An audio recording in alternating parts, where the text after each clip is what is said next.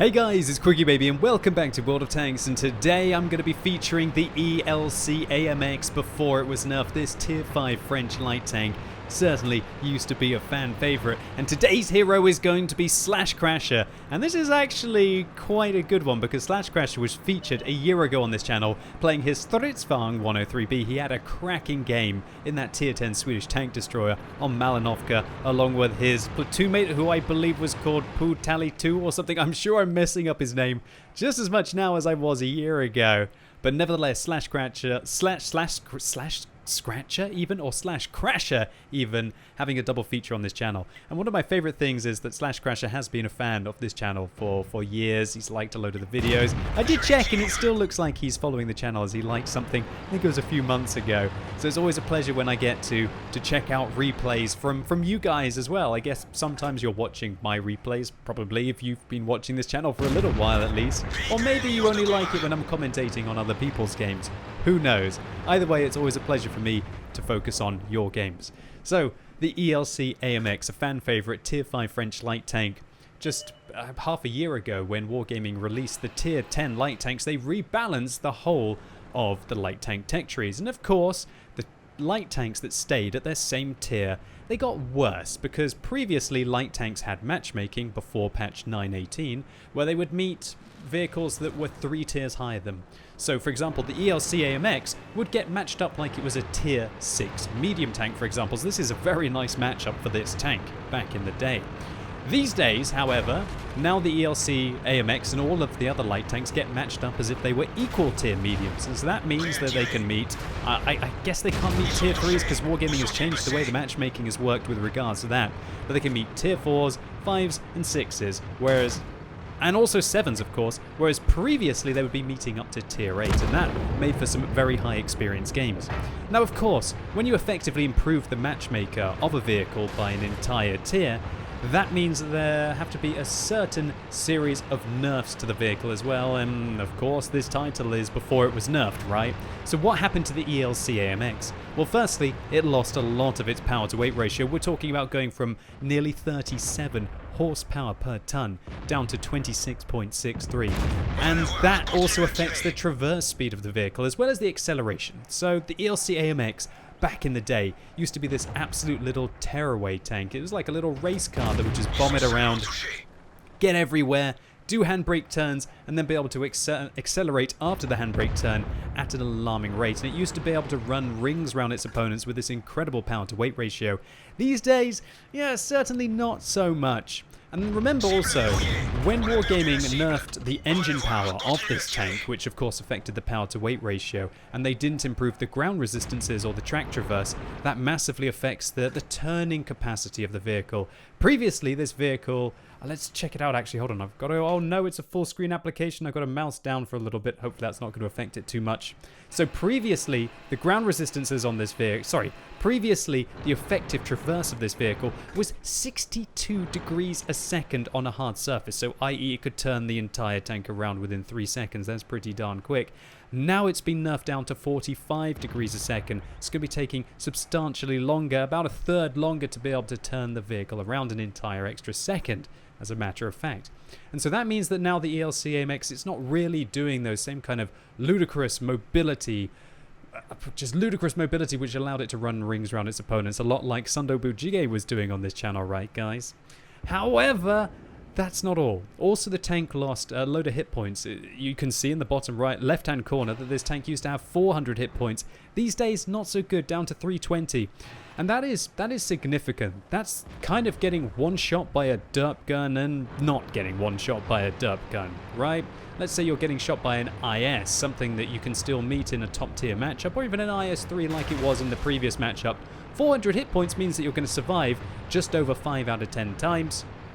Now with 320 hit points, you're barely surviving at all. And so, really, the ELC AMX, it is a shadow of its former self, because also Wargaming have massively reduced the rate of fire of this tank. It's gone down from 5 rounds a minute to 4.29 rounds a minute. However, the alpha damage still remains, and that's one of the things that's special about this vehicle, is that 240 alpha damage with the 90mm main armament this tank gets. One thing that Wargaming will have also have done that I just realized, I had to just triple check, is that the penetration of this gun has been reduced as well, from 170 down to 120. And previously, this tank had crazy good premium rounds. Look at this, 248mm of penetration. They were a stat padder's favorite back when this was tier 5. Slamming those APCR rounds into the front of tier 8 would grant you all sorts of experience, all sorts of damage. It meant for some crazy high experience games. In fact, the ELC AMX and all of the light tanks, as a matter of fact, used to be some of the best tanks in the game for getting crazy high experience scores. Now, of course, light tanks are still able to do that, but just not quite in the same way. And so all in all, the ELC AMX certainly not doing as well as it could do these days. But not doing as well these days as it could back in the day, but just take a look at what Crasher is about to pick up here against this T-34-85. Look at that mobility. And this is another thing about the ELC AMX. This is back before the vehicle was HD, I believe. Oh no, wait, it actually is HD there. So this isn't that old. The ELC AMX used to be a lot less fat than it is now, and it was tiny, and that allows it to get underneath people's guns, and that's something that the best ELC AMX drivers would do, is to drive up alongside a vehicle, and then quite often tanks have got bad gun depression over the side of their tank, and so you could avoid their gun altogether by trolling them along the side. And I thoroughly recommend you check out some of my other ELC AMX videos on this channel if you like the look of this tank as to what it was able to do back in the day. And of course, it can do it kind of 70%, 80% as good, but just nothing's quite as scary as what an ELC AMX was capable of back in the day at tier 5, and that's why it was a fan favorite. So Crasher has now changed his 1 versus 5 into a 1 versus 3, and there's a Nashorn on the enemy team there. That tier 6 German tank destroyer is wanting to maybe come and even things out. And if you also notice that, yeah, this map, it looks a little different, right? This is swamp. Now these days there's loads of buildings along here. Look what this map used to look like back in the day, just completely open in this area. And so that made it so much better for hull down tanks. You could go hull down so much easier back in the day than you can these days in this location. So Crasher now deciding to take advantage of the fact that Nashorn, I don't think he expected the ELC to be so aggressive there. And an 8 armor-piercing round goes right inside. Or was that a high explosive round? No, it must have been an armor-piercing round. But look at this, because the ELC AMX is so light, whenever he bumps into the Nashorn there, he loses a large amount of hit points. And the Nashorn, I believe, fires a high explosive round there that fails to penetrate. Oh, such a luxury these days to have modifications to tell you those kind of things, right? Oh, there you go, Nashorn down. Oh gosh, the Hellcat is on full health. That higher tiered American turreted tank destroyer is going to give Crasher a thing or two if he manages to get into close range. Oh, the Hellcat has a 90mm main armament, just like the ELC AMX, and with 240 alpha damage and 226 hit points left, Crasher is a one-shot. Now, of course, there's a Tog on the enemy team who has made it all the way up to the northeast. I just realized the cap circles are in completely different locations on this map as well. How bizarre. This replays from 9.8, World of Tanks 9.8. Or it could be 9.3 actually, I'm not 100% certain, we'll have to check in the post-game stats. So Crasher misses his first shot, and now he's loading the high explosive rounds. Now these high explosive rounds have got higher alpha damage. Now it's going up to 320, which should allow him to two-shot this Hellcat if he's able to penetrate him. The Hellcat pushes around the corner with very poor turret traverse, and there you go. Perfect play. I'm glad Crasher showed it off there. This is exactly what the ELC AMX used to be all about, with its great power to weight ratio, great track traverse. You just couldn't do that these days, at least with a 90mm caliber gun. And that's of course because now the ELC AMX has a fully traversable turret if you choose to use the 75mm main armament. And that's personally how I prefer to play the tank these days. Now I know it's not everybody's cup of tea, and a lot of people are traditionalists, so to say, with the ELC AMX, and if you don't use the 90mm, well, it's not an ELC AMX. But I just feel that considering the 90mm has lost all of that penetration and it's lost all of that mobility, I just feel that you need the flexible turret to be able to give you that extra time to not quite do so many funky maneuvers when you're in close quarters, because you just don't have the power to weight or the traverse speed to do so. So Slash Crasher is dealing with one of the most healthy tanks in the game here at Tog 2. Look at this land whale, this beach slug trying to make his way up the surface here to see if we can get towards. So we may crest the ridge to be able to get Slash Crasher. Finally the Tog spots him, but it's already down to half hit points. And this is just a perfect example of how to use bushes. Great stuff, Slash Crasher. Goes forwards into the bush, presses the gun, shoots the Tog, pulls back before the Tog reacts to get the shot in. And this is like, he's playing with a puppy right now, a puppy driving a Tog. And if I was in that Tog right now, there's pretty much nothing that the Tog can do apart from being ready to hotshot. But of course, if the Tog tries to hotshot, then he's not pressing forwards, he's not trying to get to the ridge line.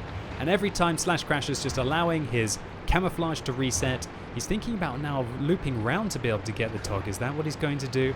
Why not when you're in one of the most mobile, or should I say, what was one of the most mobile light tanks in the game? Gosh, can you believe that power to weight ratio? So ludicrous on this vehicle. Just look, it just shifts.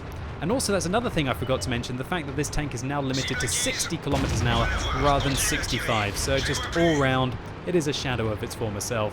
And look, it can just out-traverse this Tog's gun. The Tog, even though it's turning its tank in the right way and the turret at the same time, still unable to get Slash Crasher, and he puts the final round in. Boy, what a carry. 6 kills, finishing off a 1 versus 5 in the old school ELC AMX before it was nerfed. So this was from version 9.8 of the game. This replay was 2.5 years ago. But boy, was it a cracker. An ace tanker for 2,263 base experience points. Slash Crasher gets a high caliber as well for 5,138 damage dealt, 5 times what anyone else on his team was able to achieve. Very impressive considering it was a bottom tiered light tank, but then again considering the vehicle's old matchmaker, this was really a top tier engagement. So Slash Crasher with that final kill gets a top gun as well for his 6, and even after he resupplies ammunition and some consumables, he makes a tasty 38,000 credits profit. And I have to admit, watching this replay made me a little bit nostalgic for what the ELC AMX used to all be about, and I think I'm probably going to go and watch a couple of Sundu Bujige's replays now. And I hope you ladies and gentlemen enjoyed me opening up this time capsule of a replay to get you this video. If you did, give it a thumbs up, but if you hated it, give it a thumbs down. And I'd like to give another shout out to Slash Crasher, who now has his own YouTube channel since I featured him last year. And so if you want to check out why he's a team killer and a self-destroyer, then you can find a link in the description below. But if after seeing the old school ELC AMX you become just as nostalgic as me, then I'll put a load of really awesome replays in the more info icons in the top right hand corner of your screen. And as always, thank you so much for watching. You've been epic, and hopefully I'll see you soon.